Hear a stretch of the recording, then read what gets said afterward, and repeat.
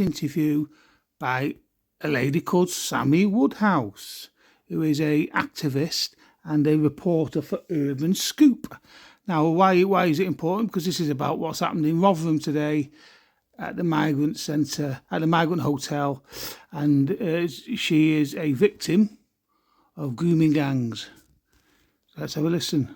The hotel with Stand Up to Racism process will be joining us next as we continue to look at this. If you have anything to say to us tonight, of course, this is your show. I want sensible comment. I just don't want you to come on and talk an absolute load of rubbish to us, because I shall get rid of you if that's the case. An activist who has been in Rotherham today. And good evening to you, Sammy. Good evening. First of all, just tell me, you were on the Stand Up to Racism side. You were walking with them? No, I was actually there today as a reporter with Urban Scoop. Okay. Now, I've been reporting on the protest that's been happening over the last few weeks, but let me just focus on Rotherham for a second.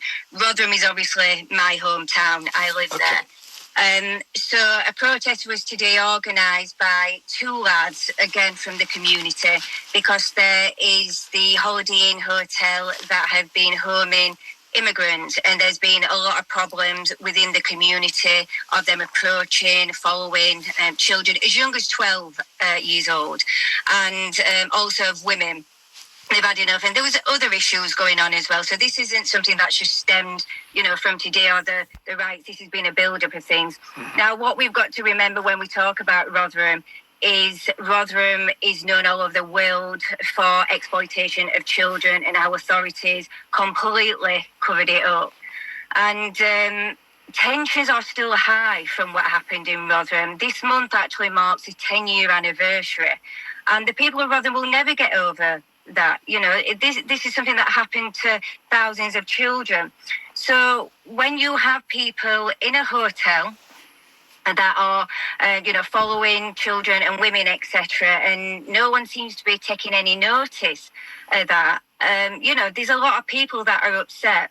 But the two lads that I spoke to, and I've been speaking to them for a couple of days now, they've been working with the police. They actually praised the police as well, to put their protest on. They wanted a very peaceful protest. Didn't quite go that way.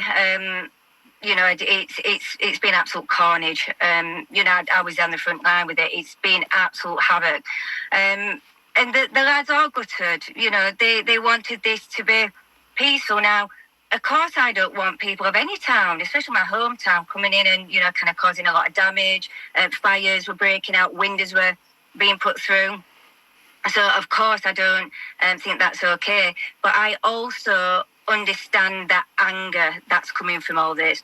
I've been speaking to people all day, again, people that live there, and they feel very ignored by politicians. They feel very ignored by media. They've been branded as far-right thugs. Every single person from this community and communities around the country, especially white communities, are being branded by Keir Starmer as just far-right hooligans. Now, let's just go back a couple of weeks ago when the riots started, because this actually started in Haw Hills with a Roma community. Now, people across the country saw that community rioting, putting demands in place, police officers running, which, I get that as well, but they were totally outnumbered. Councils coming out apologising, children returning. Then we've got the incidents at Manchester Airport where you've got men attacking police officers. The Muslim Pakistani community come out making their demands. They were doing protests and writing, trying to smash the police station up. And then you've got the white community, kind of coming out.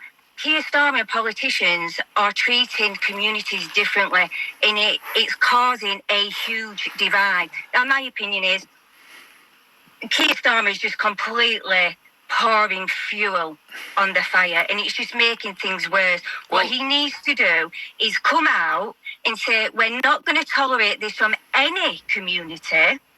What we are going to do is work with all communities. We are going to listen, and we're going to put things in place to make people safer, and to actually listen to the people, because the people have been completely forgotten about.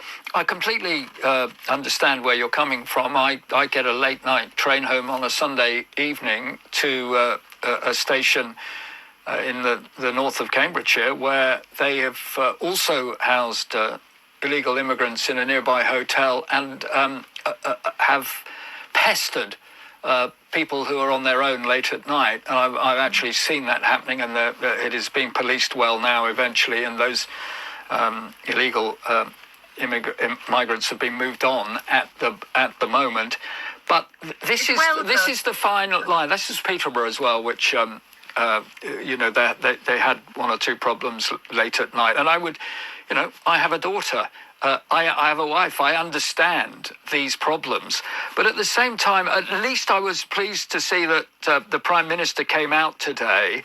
And the first thing that he wanted to sort out, obviously, is, if you do break the law, you will face the full force of the law. And we all want to stay within the law, don't we? Well, of course we don't want things to escalate like they have. But he's only got himself to blame for this, and not just him. Like I said, this has been a build-up for many, many years of people being ignored. And the people that I'm speaking to, they're ex-police officers, they're teachers, they work for the NHS, the people that have served in, they're just being branded so badly. I personally think he's speaking. I just want to point out there as well, right? You made a comment there of everybody wants to stay within the law, okay? Law-abiding people do, yeah. People have no desire to go around committing crimes, do. Criminals don't. Otherwise, they won't be, by definition, criminals, would they? A murderer or a robber or a mugger isn't a mugger, a robber, until they actually break the law. So my point is, it's not actually the law that prevents crime. A law saying you should not murder or you should not steal doesn't stop stealing. The fear of the consequences does, i.e. the severity of the consequence. So the severity of the consequence to these people needs to be really, really severe. And that will stop them. Just like in the riots in LA many years ago, where a lot of Korean shopkeepers put signs outside their shop saying, if you break my shop, if you smash my shop, I will shoot you. And people avoided them shops because they knew the consequence was that they would be shot. So the fact there's a law saying you should not smash people's shops or smash up buildings, etc., etc., it's irrelevant to people that do not care about smashing up shops. And the people who do care about it and do want to control the law, it's irrelevant to them as well because they have absolutely no desire to go out and smash up shops. So it's not the law that prevents it because the criminals break the law. It's the consequences. Were absolutely pathetic. Now, I'm starting to actually ask myself, well, hang on a minute. Are these speeches by him are they being done deliberately? Because we're talking about a very educated man here. Surely him and his people should know. It's just common sense to come out and say, we don't tolerate this from anyone, because that's all he had to say.